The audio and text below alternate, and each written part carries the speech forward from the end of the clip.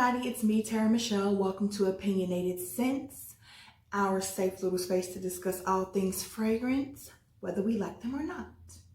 So today, I saved this one for the last one because you guys know by now, this is my fourth short review. Same shirt, keeping it short, but I knew this one would be longer than the other ones because this thing here, if you guys watched my haul video that I did, I think I did it on December 31st, last haul of 2020. This one had me shook.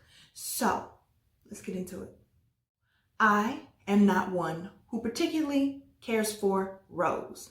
Well, at least it didn't used to be. The rose that I am familiar with is the rose from like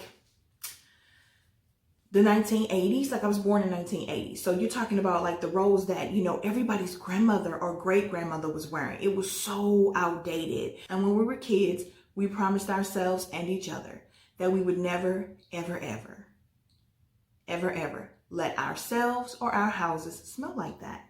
So I've pretty much steered clear of rose for the most part.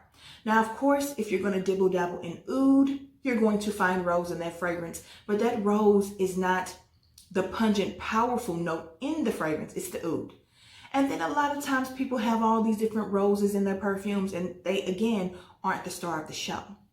But recently, I've been craving a really great rose perfume. Today, we are talking about Nina Ricci's Rose Extase or Rose Ecstasy, whichever one it is.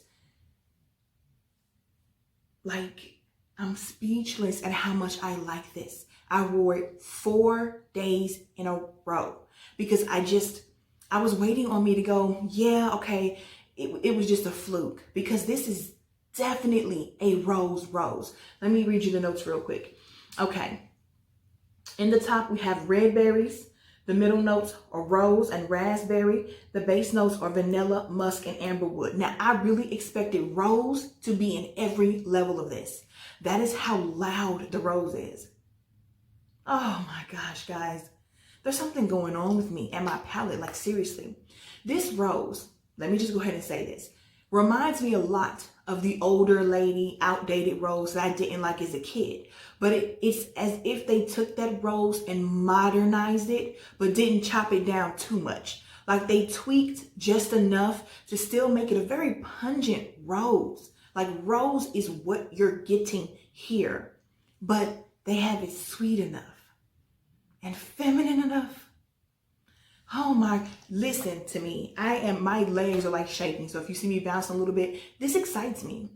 A fragrance that can come in and shatter my wall that I put up, you know, while I'm sitting behind it with my arms crossed going, no, rose not allowed.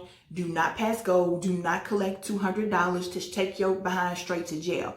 I can't say that anymore because of this one and because of Aphrodite's Rose. I am enjoying it, but Aphrodite's Rose doesn't smell dated at all. That is super modern chic. This one, though, is like taking the best of both worlds, taking something from your past that you thought you'd always hate for forever and showing you that with just a little zhuzhing, Stella can absolutely get her groove back. You definitely get the red berries and the raspberry in this. It's just good, guys. And I will tell you this too. When I spray it on my skin and my clothes originally, initially, it is very strong. It is a very, very strong rose. That is, like I said, it's 2 seconds from me going, okay, that's the old lady rose.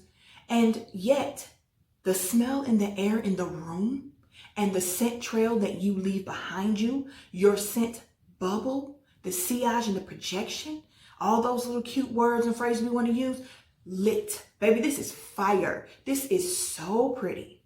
This is so, like, I want to say it's sexy, but I don't feel like that's the right word because this isn't like La Belle or Mon Guerlain or those fragrances where you're trying to trap somebody.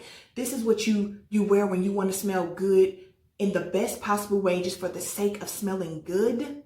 Like, I really, really recommend this if you love rose. But I do feel like it's a fragrance where you better like rose. Again, I say that being somebody who didn't like rose, but I've, again, been playing around with rose in different levels and moderation here, and I built myself up to it. I can honestly say that I don't think I would have liked this a year or two ago. I would have been like, no, because it comes across sometimes a little like soapy, just a little bit, or shampoo-y, but that is a diss to it for what it really is. Guys, I'm all over the place confused with this one because like I said, let me get back to what I was saying about the skin though. Okay, so on the skin and on my clothes when I first spray it, it is very pungent on the rose. However, I was thinking about this. I was thinking, we always want a perfume that has a lot of projection, a lot of sillage. We want to make that mark. This gives you that. And what you smell in the air and in your scent trail is not harsh or pungent at all. And then I'm trying to think from a scientific level, which I am not a scientist, but if I wanted to project, then shouldn't it probably be really, really strong on my skin when it first comes out?